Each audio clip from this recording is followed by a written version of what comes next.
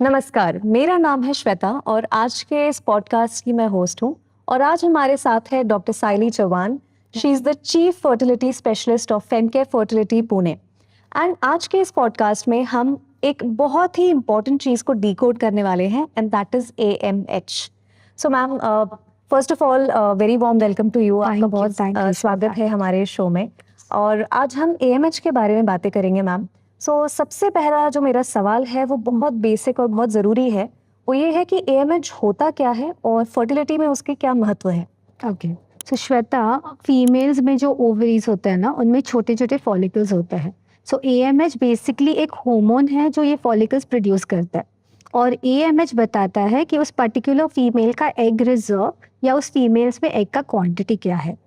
But एक और ज़रूरी बात है कि AMH हमें सिर्फ एग के क्वांटिटी के बारे में या नंबर के बारे में बताता है, नॉट क्वालिटी। सो सिर्फ AMH का वैल्यू जान के हम ये प्रिडिक्शन नहीं लगा पाते कि वो पेशेंट को प्रेगनेंसी रह पाएगी या नहीं, बिकॉज बाकी के रिलेटेड फैक्टर्स भी रहते हैं उस चीज़ में। ओके, तो मैम जैसा आपने अभी मुझे बताया उसी से रिलेटेड मेरा दूसरा सवाल है कि जब AMH लो होता है तो उसके स्पेसिफिक रीजंस या उसके कारण क्या होते हैं, क्यों लो होता है? सो हमने जैसे देखा कि AMH मतलब छोटे छोटे फॉलिकल से जो हार्मोन सेक्रीट होता है उसका एक क्वांटिटेटिव असेसमेंट रहता है AMH। तो AMH कम होने के बहुत सारे कारण होते हैं और सबसे इम्पोर्टेंट है एज। सो अगर फीमेल का एज 30 के ऊपर है तो there is a natural decline in the AMH। बाकी यंग इंडिविजुअल्स में प्रीमेच्योर ओवेरियन फेलियर होता है जिसका कारण होता है जेनेटिक्स, या अगर उस फीमेल में किसी कारण ओवेरियन सर्जरी हुई है और उसके वजह से ओवरीज डिस्ट्रॉय हुए हैं या उसको कुछ डैमेज हुआ है तो एग रिजर्व कम हो जाता है। ओके, दुर्भाग्यवश अगर उस फीमेल को कैंसर है, she is going ahead with some radiation या कीमोथेरेपी जिससे ओवरी को डैमेज होता है और इसकी वजह से भी AMH या एग नंबर कम हो सकते हैं। अदर फैक्टर्स रहते हैं जैसे ऑटो इम्यून कॉजेज जिसकी वजह से ओवरीज डैमेज हो जाते हैं, या कुछ पेशेंट्स में हमें कारण पता ही नहीं चलता।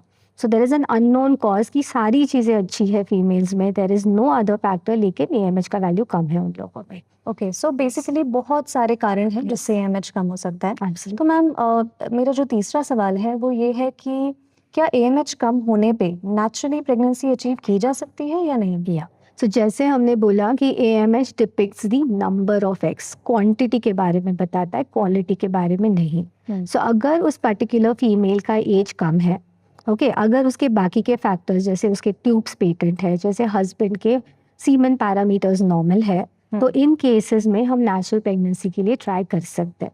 सो डेफिनेटली लो AMH के पेशेंट्स में IVF ये बहुत इफेक्टिव ट्रीटमेंट और मोस्ट सक्सेसफुल ट्रीटमेंट ऑप्शन है, लेकिन बाकी पैरामीटर्स अगर अच्छे हैं तो नेचुरल तरीके या IUI से भी प्रेगनेंसी रह सकती है इनमें। ओके, और मैम अभी आजकल जैसा हम देख रहे हैं फीमेल्स करियर में भी बहुत फोकस कर रही हैं, हर फील्ड में आगे हैं। तो क्या एक सही एज होती है कि उसी एज में हमें AMH की जांच करानी चाहिए? इसके बारे में प्लीज़ थोड़ा मुझे बताइए। या सो जैसे आपने बोला कि फीमेल्स ज़्यादा करियर ओरिएंटेड हो रही है या they are not that much concentrating on their marriages और they want to focus on the careers and they want to delay their pregnancies. So अगर आपका एज 30 इयर्स के ऊपर है और अगर आपको आपका मैरिज डिले करना है या प्रेगनेंसी डिले करनी है तो इन इंडिविजुअल्स में AMH की जांच जल्दी करना ज़रूरी होता है। या अगर किसी के फैमिली में देयर इज़ अ हिस्ट्री कि उसका वो फीमेल्स का मीनोपॉज जल्दी आ गया है या एग रिजर्व जल्दी कम हुआ है तो इन इंडिविजुअल्स को जल्दी AMH की टेस्ट करना ज़रूरी होता है। ओके मैम, ये जो मेरा क्वेश्चन है बेसिकली आपने मुझे बताया अभी कि जब AMH कम होता है तो IVF की मदद से हम प्रेगनेंसी अचीव कर सकते हैं, बट उसका सक्सेस रेट कितना होता है मैम? ये एक बहुत इंपॉर्टेंट सवाल है जो काफ़ी पेशेंट्स जानना चाहते हैं। सो लो AMH मतलब अंडे का नंबर कम होना, and if this is associated with advanced age also, कि अगर उस फीमेल में AMH कम है और उसका एज भी एडवांस्ड है तो एग का क्वालिटी भी कम होने की संभावना होती है। सो IVF का सक्सेस जो रहता है वो नंबर ऑफ एम्ब्रियोज और क्वालिटी ऑफ एम्ब्रियोज के ऊपर डिपेंडेंट रहता है। सो नॉर्मल IVF सक्सेस जो बताता है that is around 40 to 50%। Advance technology जैसे ICSI होता है, जैसे लेज़र हैचिंग होता है, या एडवांस्ड एज में PGT असेसमेंट, उसकी मदद से हम ये सक्सेस रेट बढ़ा पाते हैं। बट लो AMH के इंडिविजुअल्स में अगर एग का नंबर या क्वालिटी कम है तो IVF सक्सेस थोड़ा सा लिमिट कम हो सकता है। मैम एक और क्वेश्चन है, अभी जैसा हमने देखा कि एक तो आपने बता दिया कि एज की वजह से AMH कम होता है, तो विच इज़ अनअवॉइडेबल, जो हम कुछ नहीं कर सकते उसके बारे में, बट क्या कुछ ऐसी चीज़ें हैं जो हम अगर ध्यान रखें तो AMH कम नहीं होगा, या कुछ हमारे फैक्टर्स जो हमारे फर्टिलिटी इश्यूज है वो कंट्रोल में रहेंगे? या सो देर आर सर्टेन फैक्टर्स, जैसे कि हमारा लाइफस्टाइल होता है, जैसे कि वर्किंग कंडीशंस या एडिक्शन, जैसे स्मोकिंग, अल्कोहलिज्म। सो ये सारे इन्वायरमेंटल और एडिक्टिव फैक्टर्स कहीं ना कहीं एग क्वालिटी को कम कर सकते हैं और एग का रिजर्व भी कम कर सकते हैं। सो इन केसेस को हमें ध्यान रखना चाहिए ताकि एग रिजर्व हमारा जल्दी कम नहीं हो।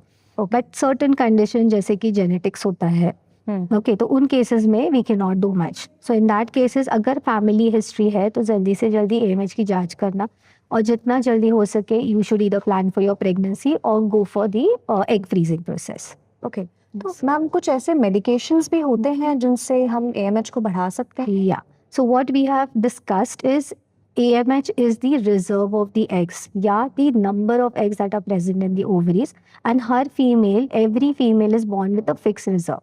So उनमें eggs तैयार नहीं हो सकते, लेकिन there are some medication जिसकी वजह से हम egg का क्वालिटी बढ़ा सकते हैं या egg का यूटिलाइजेशन रेट है वो कम कर सकते हैं। तो जैसे कि एंटीऑक्सीडेंट्स होते हैं, कोएंजाइम Q रहता है, विटामिन D रहता है, या DHEA होता है, इनकी मदद से हम एग का क्वालिटी बेटर कर सके। तो जो भी एग्स हमारे पास है उससे हम मैक्सिमम सक्सेस अटेन कर पाए। ओके, सो मैम अब आपने ये तो बता दिया कि AMH लो होने से क्या क्या प्रॉब्लम्स हो सकती हैं, बट क्या कुछ स्पेशल IVF के प्रोटोकॉल्स हैं जो हम AMH कम होने वाली औरतों के लिए यूज़ करते हैं? सो जिन औरतों में श्वेता AMH कम होता है ना, उनमें actually number of eggs and उसके साथ साथ कभी कभी क्वालिटी ऑफ एग्स भी कम होता है। सो IVF का सक्सेस ऑप्टिमाइज करने के लिए ना हमें अच्छे से अच्छे अंडे की ज़रूरत होती है। So there are certain IVF protocol, जैसे कि हम माइल्ड स्टिमुलेशन का यूज़ कर सकते हैं। We can use a microdose flare या अगोनिस प्रोटोकॉल, जिससे ना there is a synchronize growth of the follicles, ताकि हमें ज़्यादा से ज़्यादा अच्छे क्वालिटी के एग्स मिल पाए, ताकि हम अपना सक्सेस ऑप्टिमाइज कर पाए। Okay, yes. एंड मैम ये भी मुझे जानना था कि क्या कुछ मेडिकेशंस देके या कुछ दवाइयों से हम AMH को वापस रिवर्स कर सकते हैं या उसे बेहतर बना सकते हैं? या सो AMH की वैल्यू या एग का क्वांटिटी हम कभी बढ़ा नहीं सकते, but definitely there are medications या लाइफस्टाइल चेंजेस जिसकी वजह से हम एग का क्वालिटी बढ़ा पाए। तो लाइफस्टाइल चेंजेस होते हैं जिसमें प्रॉपर डाइट लेना, अच्छा protein intake, well balance diet, exercise करना, स्ट्रेस से फ्री रहना, yoga, meditation, these are the factors that definitely help to body की टॉक्सिसिटी कम करना एंड एग क्वालिटी को इम्प्रूव करना। और मेडिकेशंस होते हैं जैसे कि विटामिन D होता है, कोएंजाइम Q रहते हैं, या we have DHEAs। All of these factors will improve the quality and decrease the chances of ovarian ageing. Okay, yes. Ma'am जिन औरतों की AMH लो है उनके लिए आपका क्या सजेशन होगा ताकि उन्हें भी होप हो एक प्रेगनेंसी की? या सो जिन औरतों का AMH कम है ना, उनमें डर रहता है कि मुझे प्रेगनेंसी रह ही नहीं पाएगी। ओके, तो सबसे इम्पॉर्टेंट चीज़ है कि वो घबराए नहीं। साइंस में बहुत सारे ट्रीटमेंट ऑप्शंस है जिसके जिसका यूज़ करके हम उनको प्रेगनेंसी दिला पाएंगे। तो सबसे इम्पॉर्टेंट चीज़ है कि अगर आपका AMH कम है और आपको प्रेगनेंसी के लिए ट्राई करना है, तो जल्दी से जल्दी आपकी फर्टिलिटी स्पेशलिस्ट को विजिट करें, ताकि वो आपका इवैल्यूएशन कर पाए और आपके लिए जो नीडेड ट्रीटमेंट ऑप्शंस है ना वो दे पाए, ताकि आपको प्रेगनेंसी रह पाएगी।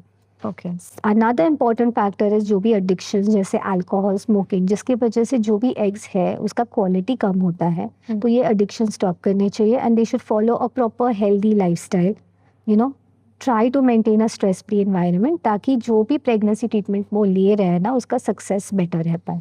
Okay yes. मैम, क्या क्या जैसे अभी आपने कहा कि ट्रीटमेंट्स अवेलेबल हैं, हमें घबराना नहीं है, तो क्या क्या लेटेस्ट टेक्नोलॉजी अवेलेबल है ऐसी फीमेल्स के लिए, ऐसी औरतों के लिए जिनका ओवेरियन रिजर्व कम है? तो जिन औरतों का ओवेरियन रिजर्व या एक क्वांटिटी या नंबर कम होता है ना, उनमें हमें ऐसी चीज़ें ऑप्टिमाइज करनी पड़ती है ताकि हमें अच्छे क्वालिटी के एग्स मिल पाए। सो इन केसेस के लिए ना हमारे पास वेरियस स्टिमुलेशन प्रोटोकॉल्स रहते हैं। सो IVF is not a pre decided treatment.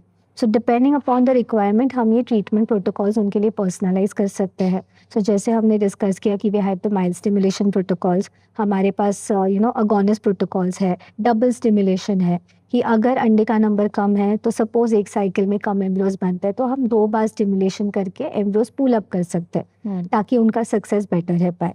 Then to increase the chance of fertilisation हमारे पास इक्सी का यूज़ हम कर सकते हैं. We have time lapse imaging जिसकी वजह से एम्ब्रियो का अच्छे से ग्रोथ का रिकॉर्डिंग हो सकता है ताकि हमें पता चले कि कौन सा एम्ब्रियो कैसे बढ़ रहा है. Okay, an advanced age with low AMH के इंडिविजुअल्स में हम लोग पीजीटी या जेनेटिक टेस्टिंग का इस्तेमाल करके we can select genetically normal embryo जिसका इम्प्लांटेशन चांस हम बढ़ा पाए. Okay. Along with that, कोई abnormalities in the endometrial receptivity हो तो हमारे पास ERA टेस्ट का ऑप्शन है. ओके, या एग का क्वालिटी कम हो या एग नंबर बहुत ही कम हो तो इन केसेस में we can even go ahead with PRP और stem cell therapy. Okay yes ma'am, एक और सवाल मेरा था आपसे कि अभी जैसे हमने इतनी सारी चीज़ें समझ ली, हमने काफ़ी हद तक एएमएच को डिकोड कर लिया है आज. तो मेरा सवाल अब ये है कि एक फीमेल को अपने एग्स को फ्रीज करने का ऑप्शन किस एज में और कब डिसाइड करना चाहिए? या सो आजकल क्या हो रहा है ना श्वेता कि because of the lifestyle changes, because of excessive stress and because of the environmental factors कम एज में भी लोगों का एएमएच कम हो रहा है. सो अगर आपके फैमिली में किसी को हिस्ट्री है जल्दी मेनोपॉज या जल्दी पीरियड बंद होने के या प्रेगनेंसी रिलेटेड अगर कोई प्रॉब्लम है प्रेगनेंसी रहने से लेके, या अगर आपका एज 30+ है और आपको आपका प्रेगनेंसी प्लान नहीं करना है या मैरिज को डिले करना है, सो इन इंडिविजुअल्स को अपना एएमएच टेस्ट करना ज़रूरी रहता है. ओके ओके मैम, अब है मेरा last question and I think one of the most important questions as well, कि पेशेंट को फेम केयर फर्टिलिटी क्यों चूज करना चाहिए? यस, तो श्वेता फेम केयर फर्टिलिटी में ना we give a very concise treatment to the patient. So हम एक ब्लैंकेट थेरेपी नहीं देते कि कोई भी पेशेंट को अगर आईवीएफ देना है तो यही तरीके का आईवीएफ होगा. हर किसी के लिए एक पर्सनलाइज ट्रीटमेंट रहता है. सो जब भी कपल हमारे पास आते हैं उनका प्रॉपर इवैल्यूएशन किया जाता है, तभी हम उनके लिए डिसाइड करते हैं कि आईवीएफ करना है तो कौन से टेक्नोलॉजी का इस्तेमाल किया जा सके.